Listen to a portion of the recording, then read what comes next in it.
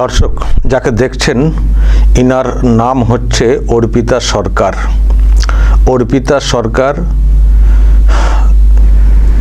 যে জঙ্গিকে গ্রেপ্তার করা হয়েছে হামিম মণ্ডল বর্ধমান থেকে, তার নাকি বান্ধবী তো একেও গ্রেপ্তার করা হয়েছে। এইসব ছবি সোশ্যাল মিডিয়াতে এসছে। অনেক সব কাজকর্ম করতেন এই অর্পিতা সরকার সোশ্যাল মিডিয়াতে, তো তাকেও ধরা হয়েছে। ঝাড়খণ্ডের সাহেবগঞ্জ ওখান থেকে ধরা হয়েছে অর্পিতা সরকারকে। আমি দর্শক একটু চর্চা করতে চাই জঙ্গি, আমাদের দেশে জঙ্গি যে সব ক্রিয়াকলাপ, সেখানে মূলত ইসলামিস্ট জঙ্গি এগুলোই আমরা দেখে থাকি। আর এখানে যেসব জঙ্গি ক্রিয়াকলাপ হয়ে থাকে সেগুলোতে মদদ দেওয়া হয় বাংলাদেশ বা পাকিস্তান থেকে। কিন্তু একটা বিষয় আমরা লক্ষ্য করছি, বেশ কয়েকটা বছরই বলবো বা ইদানিংকালে, সেটা হচ্ছে এই জঙ্গি যে সংগঠন, যে চক্র, সেখানে যেটা মনে করা হয় যে মুসলিমরা সব যুক্ত, মুসলিমদের একটা অংশ যুক্ত, চরমপন্থী, উগ্রপন্থী ইত্যাদি। সেখানে হিন্দু বা অমুসলিম লোকজনদের নাম সামনে আসছে এবং মহিলা পর্যন্ত। অর্পিতা সরকার মহিলা, তার যোগ কিনা জঙ্গির সঙ্গে। ব্যাপারটা কি, এইভাবে টান করছে কেন? আবারও বলছি, আমাদের এখানে জঙ্গি ক্রিয়াকলাপ সবটাই বাংলাদেশ পাকিস্তান থেকে মদদ দেওয়া। আর এই জঙ্গি জিহাদি মানসিকতা একটা ইসলামিক ব্যাপার স্যাপার। তো সেখানে অর্পিতা, জ্যোতি, বলহত্রা এইসব নামগুলো কেন আসছে? কেন এদের জড়িয়ে যাওয়ার ব্যাপারটা আমরা দেখতে পাচ্ছি? এদেরকে এদের জড়িয়ে যাওয়া আর অন্যদিকে বলতে গেলে এদেরকে যুক্ত করা, এই ট্রেন্ড, এই ব্যাপারটা কেন আসছে? আমি দর্শক এ নিয়ে চর্চা করব যে এর পেছনে কি রহস্য, কি লাভ জেহাদ, নাকি টুকরে টুকরে গ্যাংকে ইউজ করা? আমি এ নিয়ে একটু ব্যাখ্যা নেব, আমি অনলাইনে নেওয়ার চেষ্টা করছি। হ্যাঁ, পেয়েছি ব্রিগেডিয়ার দেবাশিস দাসকে। ব্রিগেডিয়ার দাস, আপনাকে স্বাগত জানাই আরামবাগ টিভিতে। আরও একবার কালকেই চর্চা হচ্ছিল যে বর্ধমান থেকে হামিম মণ্ডল নামে এক জঙ্গি সন্দেহে একজনকে ধরা হয়েছে। আজকে আবার যে খবরটা সামনে এসছে, তার বান্ধবী, আবার নাম হচ্ছে অর্পিতা সরকার।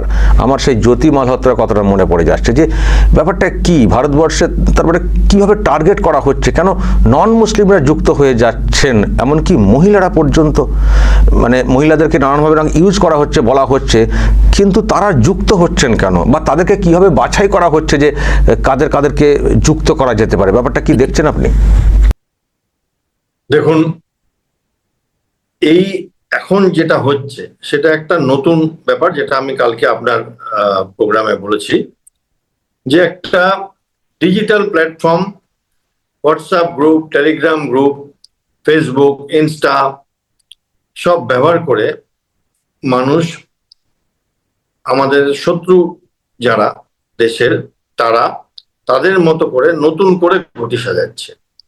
এক সময় আমরা দেখতাম আমাদের যুদ্ধ হতো, বাহিনীর সাথে যুদ্ধ করত। তারপরে জিয়াউল হক এই প্রক্সি ওয়ার যেটাকে বলে, ছায়া যুদ্ধ ঘোষণা করেছিল যে বাহিনী যুদ্ধ করবে না, যুদ্ধ করবে টেররিস্টরা, অনেক কম খরচায় হবে। এটা আরো অনেক কম খরচায়, এটাতে কোনো গোলাগুলি চলছে না, যেটা শত্রুপক্ষের বন্দুক থেকে বেরাচ্ছে, এবং এটাতে অনেক কিছু করে দেওয়া যায়।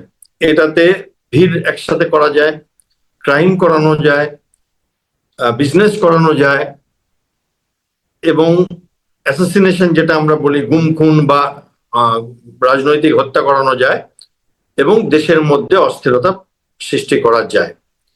আমরা কিছু দেশে হালে দেখেছি যে এইগুলো করা হয়েছে, আমি নাম নিচ্ছি না দেশগুলো। আর এগুলো কিভাবে হয় আপনি প্রশ্ন করলেন, তো দুঃখের ব্যাপার এটা, যেটা আপনি একটা অ্যাঙ্গেল দিলেন যে এখন সেই রিলিজিয়নের ব্যাপারটা নেই, সত্যি আর নেই। কেন নেই? কারণ এখনকার যারা, তাদের মধ্যে একটা বড় অংশ আছে, তারা যেহেতু সবসময় সোশ্যাল মিডিয়া দেখে, তারা প্রাচুর্যের সাথে পরিচিত আছে। আমরা যেমন ছোটবেলায় সত্যিকারের বড় লোকরা কেমন ভাবে থাকে দেখতে পেতাম না, কারণ তখন সিরিয়াল থাকতো না। ফলে আমরা আমাদের বাড়িতে কেমন ভাবে থাকে দেখতাম, বড়জোর পাড়ার কোনো বড় লোক কাকু আছে, তার কাছে হয়তো একটা গাড়ি আছে, সেটা দেখতাম। বাট এখন কি হয়, আমরা সিরিজ দেখে, আমরা লোকেরা ভিডিও পোস্ট করে দেখে আমরা দেখি মানুষরা অর্থ থাকলে কি বিপুল পরিমাণের জীবন যাপন করে, এবং সেখান থেকে একটা লোভ আসে, এবং সেই লোভটার জন্য কিছু মানুষ যারা কষ্ট করে পড়াশোনা করে আইআইটি দিয়ে, আইআইএম দিয়ে, আইএএস হয়ে, আইপিএস হয়ে বা কর্পোরেট সেক্টরের কোনো বড় চাকরি নিয়ে গুগলে এখানে ওখানে বেরিয়ে চলে যায়, তারা সেই জীবনটা বাঁচে তাদের নিজের কঠিন পরিশ্রমে।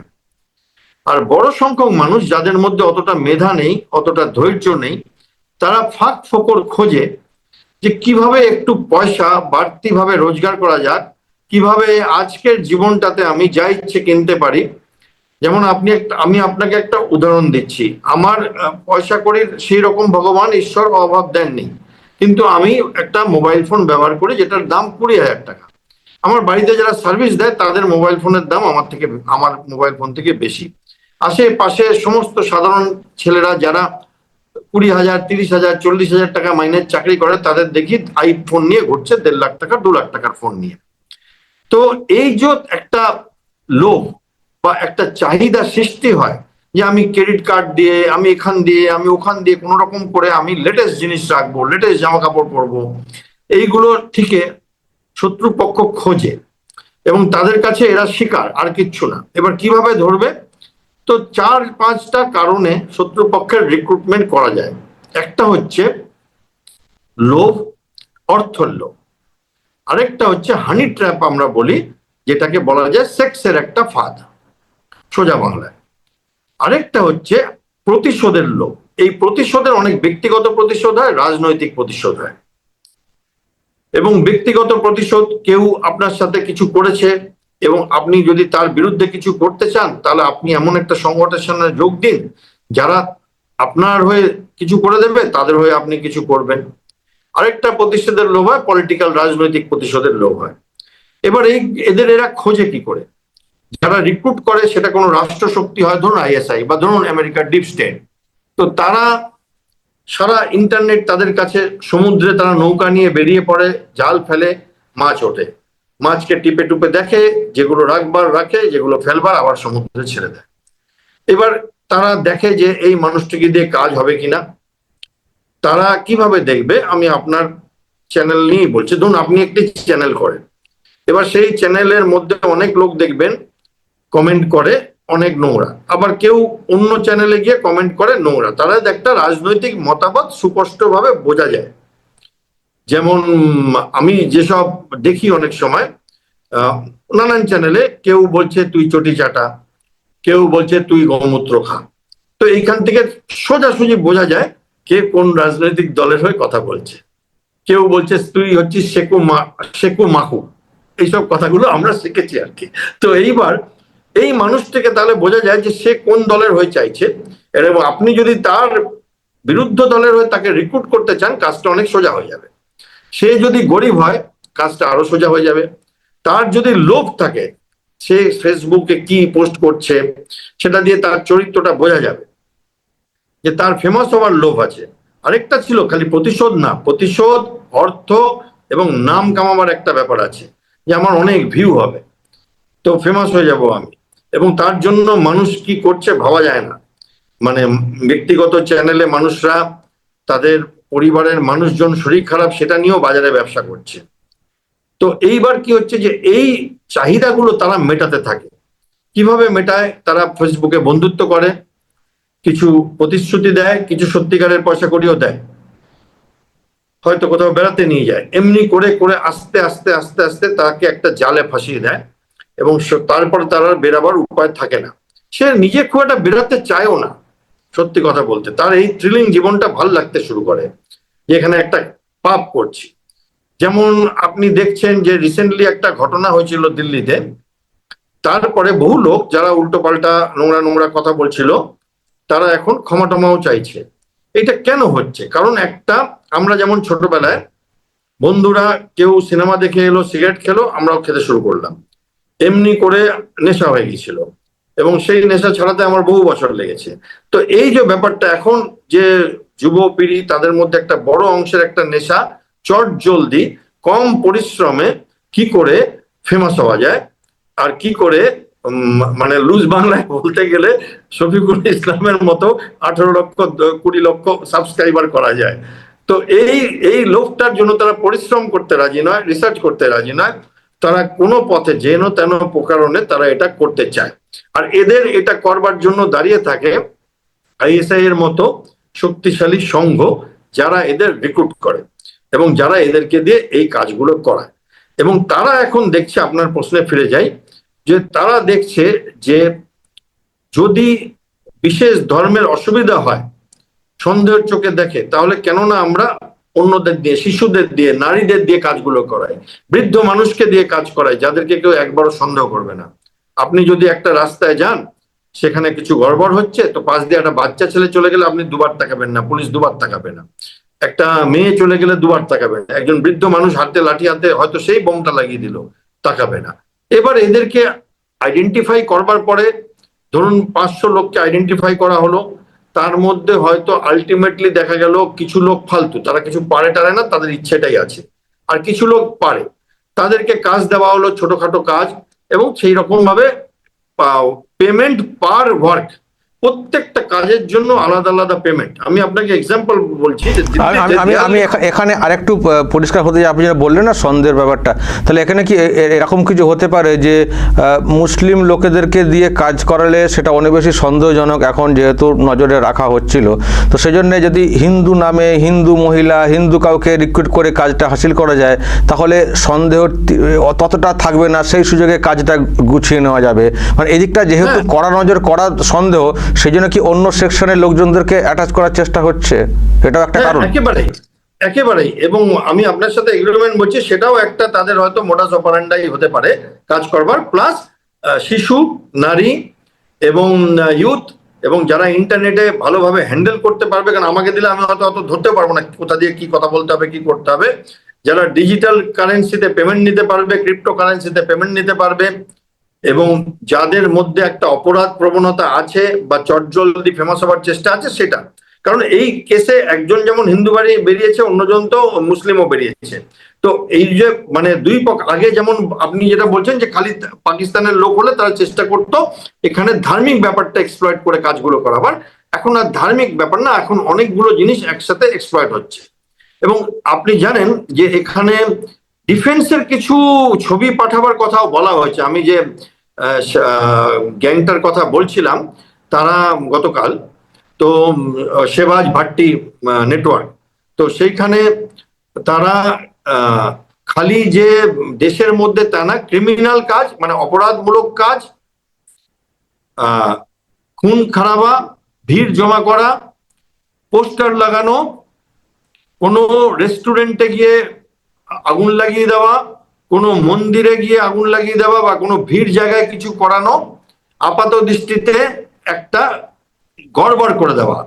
এবং সেইখানে তাদের পরের দিকের কাজ আছে সিকিউরিটি ফোর্সের উপরে লাগা। পুলিশ, পাঞ্জাব পুলিশের 2জন এএসআই কে, একজন ফেব্রুয়ারিতে, একজন মার্চে মারা হয়েছে, একজন গুরদাসপুরে, আর একজন ছোট একটি কোনো জায়গায়। এইবার হচ্ছে পোস্টার লাগানো হয়েছে, বম ব্লাস্ট হয়েছে আরএসএস এর অফিস, এবং আমাদের মুখ্যমন্ত্রীর নামও এসছে এখানে। এইগুলো ছাড়া ডিফেন্সের ইনস্টলেশনের ফটো পাঠানো, ডিফেন্সের আপনি দেখেছেন কিছুদিন আগে শিলিগুড়ি ব্রিজে এই জ্যোতি মালহোত্রার আপনি নাম নিলেন, আমি আমাদের একটি বড় দেশ পত্রিকাতে আমি একটি আর্টিকেল লিখেছিলাম, জ্যোতি মালহোত্রা মতো মেয়েরা কেন গুপ্তচর ভিত্তিতে পড়ে।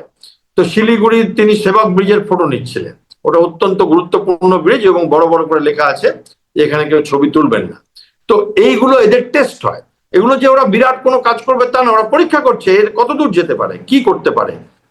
এবং কয়েক বছর আগে একটি গুপ্তচরকে ধরা হয়, কলকাতা পুলিশই ধরে, যে তাকে টাস্ক দেওয়া হয়েছিল যে সে ফোর্ট উইলিয়ামের কোনো লোকের ড্রাইভারগিরি করে যেন থাকে, এবং সে সাকসেসফুল হয়ে করেছিল সেটা। পরে সে পাসপোর্ট অ্যাপ্লাই করে, পাসপোর্ট অ্যাপ্লাই করার পরে পুলিশ ভেরিফিকেশনে সেই পুলিশটি একজন কনস্টেবল, তার সন্দেহ হয়, সে পিছা করে এবং ধরা পড়ে, এবং সে সব স্বীকার করে দেয়। তো এইখানে এখন আর খালি গুপ্তচর আর টেররিস্ট এরকম আলাদা আলাদা কম্পার্টমেন্ট নেই। মানে যে লোকটা আজকে হয়তো এই শেহবাজ ভাট্টি নেটওয়ার্কের জন্য ড্রাগ পাচার করবে, সে কালকে আপনার পাড়ায় একটা পোস্টার লাগাবে, পরশু হয়তো কি অনেক লোক জড়ো করবে, এবং তরশু হয়তো কোথাও আগুন লাগাবে। একটা লোককে দিয়ে তারা মাল্টিপল কাজ করাবে কয়েক সপ্তাহ পরে পরে, এবং পেমেন্টের লেভেলটাও আলাদা হবে। তো এবং দরকার হলে তারা ইন্টারনেটে তাকে ট্রেনিংও দেবে। এইখানে কি হচ্ছে যে আমাদের দেশের যা পরিকাঠামো, সেই পরিকাঠামোকে একটা রদ বদল করতে হবে। কারণ আমরা আপনি যদি দেখেন যে আমাদের বাড়িতে কিছু আমরা ইউজ টু থাকি যে এইরকম হলে এইরকম করবো, বাট এখন যেগুলো হচ্ছে সেগুলো সম্বন্ধে এখনো আমাদের সিকিউরিটি ফোর্স অতটা ওয়াকিবহাল না। গত 3 মাসে আমাদের দেশের 8 থেকে 9টি রাজ্যে ধরা পড়েছে। রাজস্থানে বিশালভাবে প্রায় 900 লোক। এই তো এখন তো জাস্ট 2 জনের নাম বেরিয়েছে। এই এসটিএফই এনার ফোন থেকে আর এই মেয়েটির ফোন থেকে আরো 100 জনের নাম বেরোবে, আপনি দেখবেন। তার মধ্যে আপনার ঘরের লোকেরাও থাকতে পারে। তো এইখানে পুরো এই ওয়ারফেয়ারের সিগনেচারটা চেঞ্জ হয়ে গেছে, এবং রিক্রুটমেন্টের প্যাটার্নটা চেঞ্জ হয়ে গেছে, পেমেন্টের প্যাটার্নটা চেঞ্জ হয়ে গেছে। এবং আমরা আগে যেমন সিনেমায় ভিলেন দেখতাম গব্বর সিং, এখন যদি কেউ গব্বর সিং টাইপ কোনো ভিলেন করে, শোলের মতো কেউ দেখতেও যাবে না সে সিনেমাটা। এখন আমরা দেখি যারা ভিলেন তারা অন্য লেভেলের গেম খেলে। তো সেই রকম ভাবে আমার মনে হয় যে আমাদের শাসন ব্যবস্থাকেও এর জন্য সম্পূর্ণভাবে আমূল পরিবর্তন ঘটাতে হবে। ইন্টারনেটের উপর মনিটরিং করতে হবে, এবং কোথাও একটা মানুষকে শিক্ষা দেওয়ারও প্রয়োজন আছে। অনেকেই জানে না যে কি ফল হতে পারে, তাদের কোনো ধারণা নেই যে তারা কোথায় তলিয়ে যেতে পারে। তারা হয়তো কোন গ্রামে বসে আছে, সেখানে বোর হচ্ছে, তো চলো এর সাথে কিছু লেগে যাই। বোরিং তো কাটবে জীবনটা, বোর থেকে তো বেরাবো। তো সেলফ জীবনটাকে ইন্টারেস্টিং